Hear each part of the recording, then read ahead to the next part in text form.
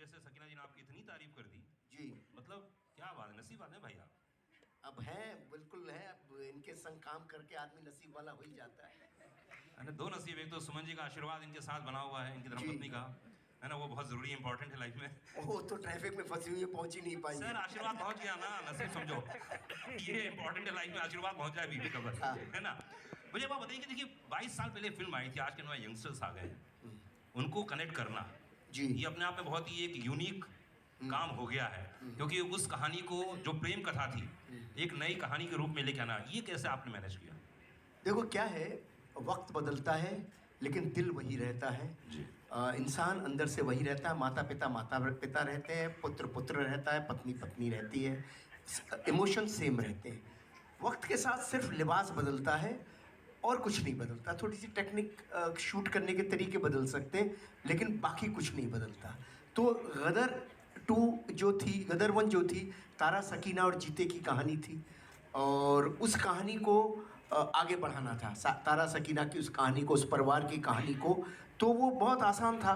आसान मतलब आसान आज लग रहा है मुझे, वैसे 22 साल लग गए कहानी खोजने में लेकिन आज लग रहा है बहुत आसान था कि भाई तारा सकीना और उनका बेटा, उस कथा को हम कैसे आगे लेके जाएं। और 22 साल इत्तेफाक से गुजर ही चुके थे, 20-22 साल गुजर ही चुके थे। तो वो अपने आप ही एक कहानी बन रही थी। वो 1947 था, 1971 आ गया, तो बहुत सारी चीज़ें जुड़ गई तो बन गई। और क्या जो उसका इमोशन है, इमोशन कनेक्ट करता है, इसीलिए मुझे मालूम था कि इमोशन कनेक्ट करेगा। वक्त बदलने से कोई फ़र्क नहीं पड़ता। मुगले आज़म आज भी कमाल लगती है, गदर 1 अभी भी रिलीज़ की हम लोगों ने। देखो क्या इसी थिएटर में, यहाँ मैंने इतनी तालियां सीटियाँ बंद पड़ी और सारे यंगस्टर्स देख रहे थे। तो ऐसा कुछ नहीं, इमोशन सेम रहता है। गॉन विद द विंड आज भी कमाल है, गॉडफादर आज भी कमाल है, टाइटैनिक आज भी कमाल है। तो जो कमाल है सो कमाल है। गदर आज भी वैसी है, शोले आज भी वैसे ही है। क्या बात है, और गदर 2 भी ऐसी रहने वाली है अगले 25 साल और। जी बस पब्लिक और आप सबका प्यार मोहब्बत चाहिए। हमने कोशिश की है, ट्रेलर तो आप लोगों ने देखा ही। वैसे कैसा लगा ट्रेलर आपको? मेरे को मैसेज आने शुरू हो गए, यहाँ पे देख रहा हूँ मैं। तो बस आप लोगों जिंदाबाद रखे रहो हिंदुस्तान को। बस पब्लिक भारत की जिंदाबाद है, जब तक तब तक हिंदुस्तान जिंदाबाद है। शारिक पटेल साहब इस समय हमारे साथ में है, प्लीज आइए, क्योंकि ये फिल्म बनाना बड़ी चीज होती है, लेकिन फिल्म के बाद उसको रिलीज करना, उसके साथ जो इकोनॉमिक्स जुड़ा होता है वो बहुत ही कमाल। अलका जी नमस्कार।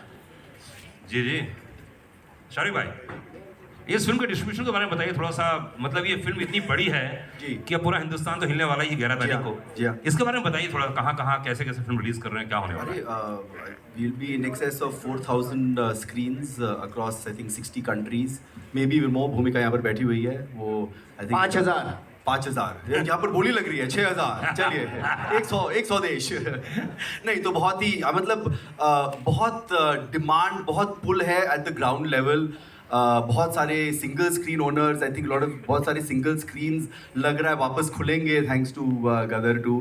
तो टच वुड, फिंगर्स क्रॉस, बहुत ही डिमांड है, बहुत ही एंटिसिपेशन है। भूमिका पिछले 1 महीने से बोल रही है कि प्लीज़ ट्रेलर लाओ, मैं जल्दी और बेचूँ उसको और ये करूँ। तो लकीली आज आ गया है। आज एकदम शुभ दिवस है, कारगिल दिवस। तो आज के दिन से इफेक्टिवली हमारा कैंपेन फुल एकदम 5th गियर में चला गया है। जी जी बिल्कुल। मैं आपको बताना चाहूँगा कि शारिक भाई, आपके फिल्म में एक ऐसा होनहार कलाकार, जिसके बारे में हमेशा कहता हूँ कि बहुत ही शांत रहता है, लेकिन उतना ही पोटेंशियल है और उतना ही अंदर से ज्वालामुखी है। शब्द याद रखिएगा, ज्वालामुखी, पूरी तरह से मतलब। और मैं उसको एकदम बचपन से जानता हूँ और पहली नौकरी मेरे साथ की थी उसने। लेकिन उनका जो परफॉर्मेंस इसमें देखा हमने ट्रेलर में, और मैंने कुछ देखे, मैं शूट में भी मौजूद था, लखनऊ में गया था, सनी भाई वहाँ मौजूद थे। इस कलाकार ने जो कमाल किया है, जितना तारीफ उतना कम है। तो मैं चाहूँगा उसके स्टेज में बुला ली जाए। उत्कर्ष शर्मा के लिए एक बार जोरदार ताली चाहिए।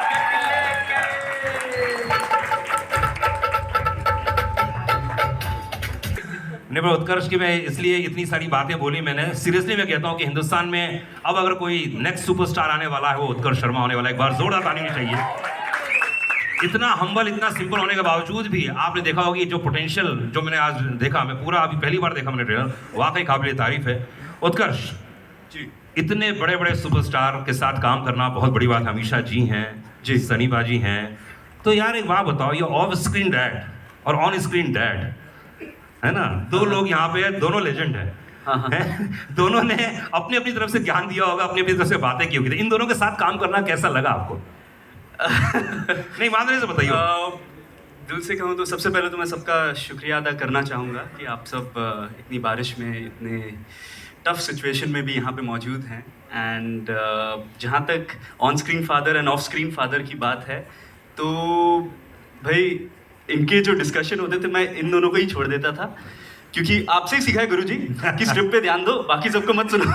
So but of course Sunny sir के साथ काम करना मेरे लिए first of all is a big learning experience, because जब आपके सामने, मैं क्रिकेट की भाषा में समझाता हूँ, जब आपके सामने सचिन तेंदुलकर होता है तो आप थोड़े राहुल द्रविड़ की तरह भी खेल लो तो चलता है।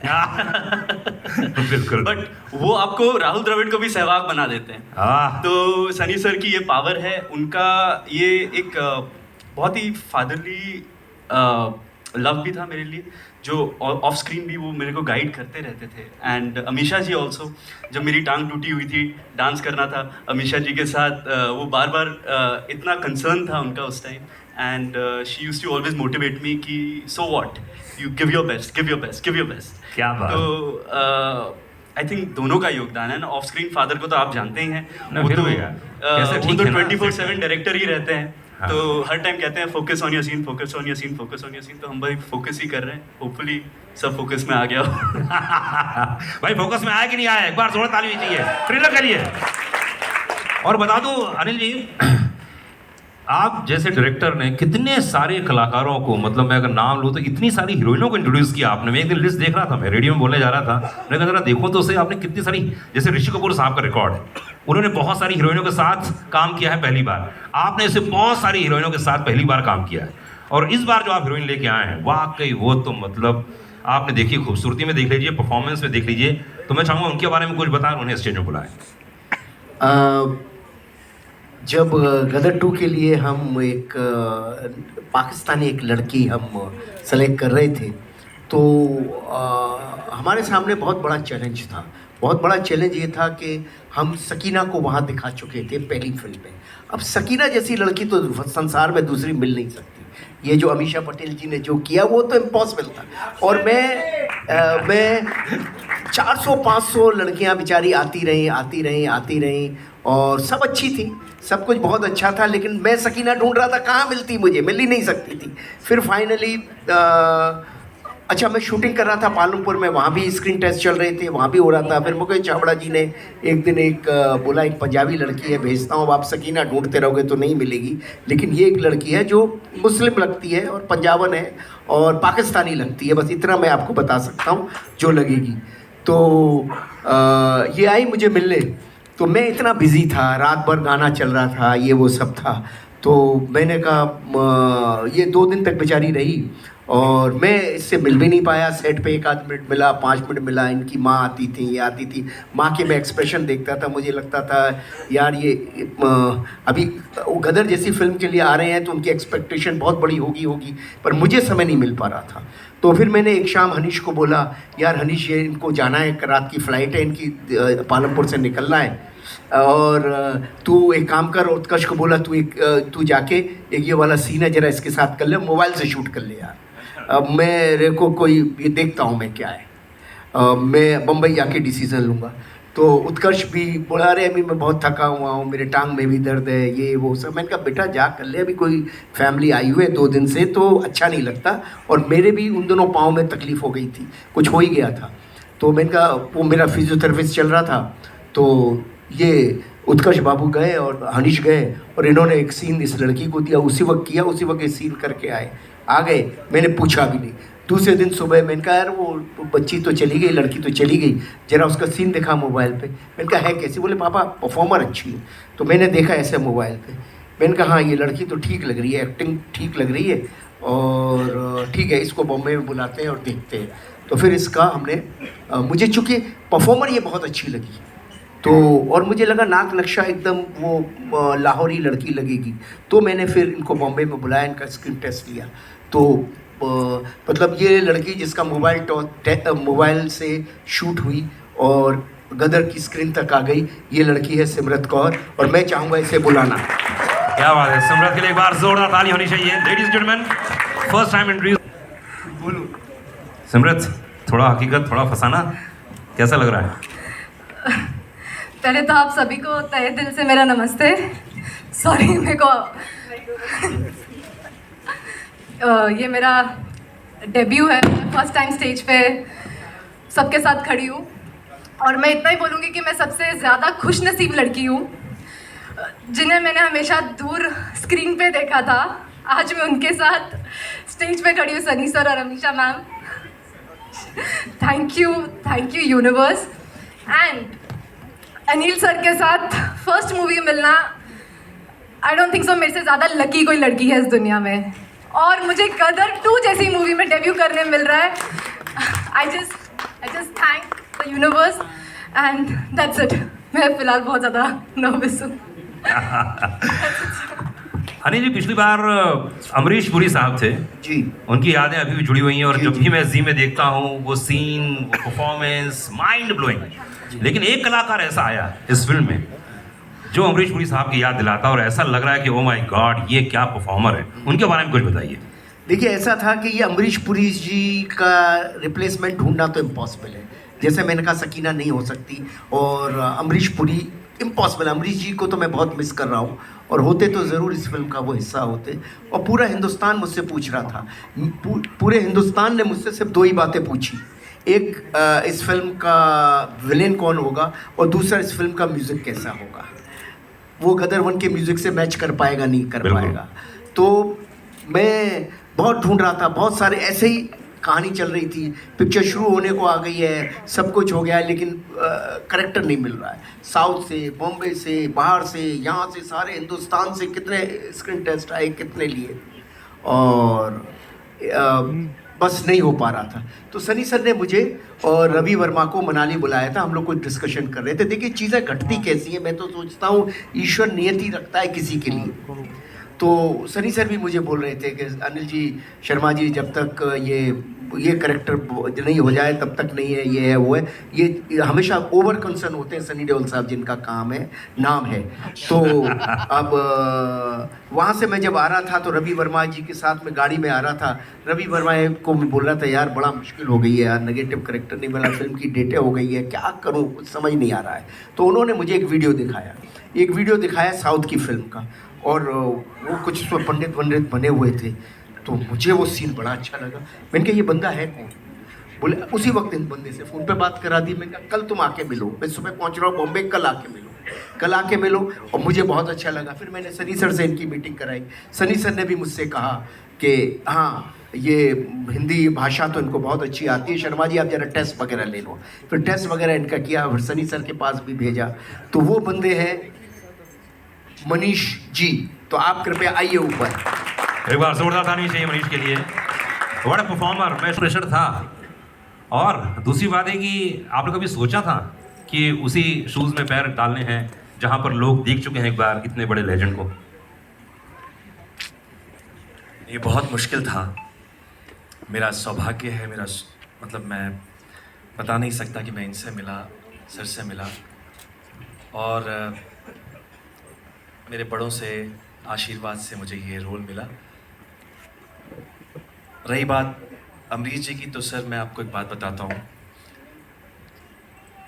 एक नहीं, मेरे जैसे 100 एक्टर भी जन्म ले लेंगे ना तो उन तक पहुँच नहीं सकते। ये मेरा गुड लक है कि मैं इसमें एक इतनी बड़ी आइकॉनिक फिल्म में काम कर रहा हूँ।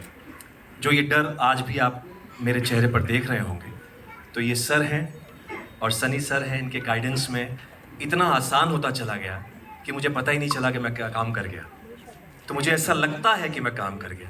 अब जैसे आपने मुझे हमेशा प्यार दिया है, मुझे उम्मीद है कि इस बार भी देंगे। बिल्कुल 100% प्यार देंगे। एक बार जोर ताली होनी चाहिए, हाथ ऊपर करके। Thank you so much. और अब मैं बुलाने जा रहा हूँ स्टेज पर। हाथ थोड़ा जल्दी करना है। जी, आदेश आया, थोड़ा जल्दी करना है, बारिश हो रही है।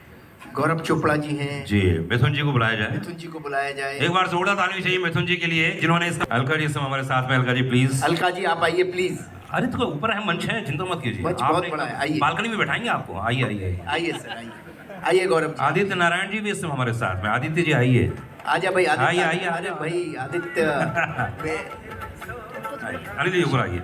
आइए आइए आइए इधर बालकनी में आइए, बालकनी में हाँ, आइए आइए। इनको आगे हाँ आइए। तो अधिकतर ये चर्चा होती थी कौन सा ऐसा यंग म्यूजिक डायरेक्टर है जो इस पूरी फिल्म को, इतनी पुरानी आइकॉनिक फिल्म को जस्टिफाई कर आइए सके। आइए प्लीज। तो आपको चुना गया। इस फिल्म के गानों के बारे में बताइए। इम्तिहान मुझे जब मेरी पहली मीटिंग हुई अनिल जी के साथ में, देखिए एज अ कंपोज़र, एक संगीतकार होने के नाते आजकल जो ब्रीफ दिया जाता है वो होता है कि रील के अंदर जो है गाना बैठ जाना चाहिए। जी जी। तो ये बिल्कुल क्रिएटिविटी के विपरीत है।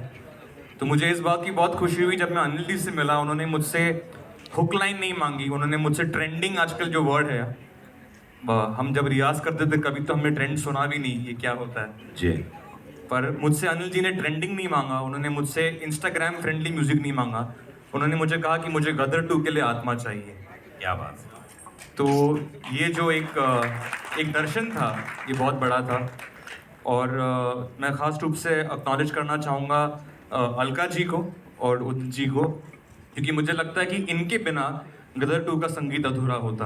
ओ, इसमें 2 गाने तो हम लोग देख रहे हैं भाई, और बहुत ही कमाल के नए तरीके से, नए अंदाज में पेश किया है। जी। मैं चाहूँगा कि आपके आर्टिस्ट तो हैं यहाँ पर, मैं चाहूँगा कि थोड़े से आपका आदेश हो तो थोड़ा सा गुनगुना दें। बिल्कुल, आदित्य यहाँ पर है। आदित्य, आदित्य आइए माइक्रोफोन। आदित्य के लिए एक बार जोरदार ताली भी चाहिए। मैं निकला ओ गड्डी लेके और रस्ते पर ओ सड़क पे एक मोड़ आया, मैं उठे दिल छोड़ आया। एक मोड़ आया, मैं उठे दिल छोड़ आया। और रब जाने कब गुजरा अमृतसर, ओ कब जाने लाहौर आया, मैं उठे दिल छोड़ आया। ओ एक मोड़ आया, मैं उठे दिल छोड़ आया। क्या बात है, जोरदार ताली आदित्य के लिए। कमाल है मेरा भाई। मिथुन, दूसरा गाना कौन सा है जो कलाकार यहाँ मौजूद हैं? आई थिंक अरे अरे अरे थोड़ा सा एक लाइन तो गाना पड़ेगा। ओए होए, उदित जी के बिना नहीं गाएंगी। हाँ नहीं, उनके अपना बेटवा भेजे हैं, अपना बेटवा भेजे हैं। हाँ बस नहीं चलेगा वो। बेटों से नहीं चलेगा। हाँ बाबा ही चाहिए। जी थोड़ा सा गुनगुना तो दीजिए। अरे एक थोड़ा सा हो जाए, वरना देखिए फिर मैं गा दूंगा, प्रॉब्लम हो जाएगी। मुड़ जा काले कावा तेरे मुंह विच खंड पावा, ले जा तू संदेशा मेरा मैं सदके जावा। बागों में फिर झूले पड़ गए, पक गया मिठियां अंबियां। ये छोटी सी जिंदगी ते रात लंबियां लंबियां। ओ घर आजा परदेसी, के तेरी मेरी एक जिंदड़ी। वे घर आजा परदेसी, के तेरी मेरी एक जिंदड़ी। क्या बात है, गिव अ बिग हैंड, जोरदार ताली होनी चाहिए। अच्छा स्टेज बहुत भारी हो रहा है ना? हाँ ठीक, खाली करवा रहे हैं। अच्छा भाई एक ग्रुप फोटो लेंगे सर, एक ग्रुप फोटो। हाँ ग्रुप फोटो होगा अभी होगा। अरे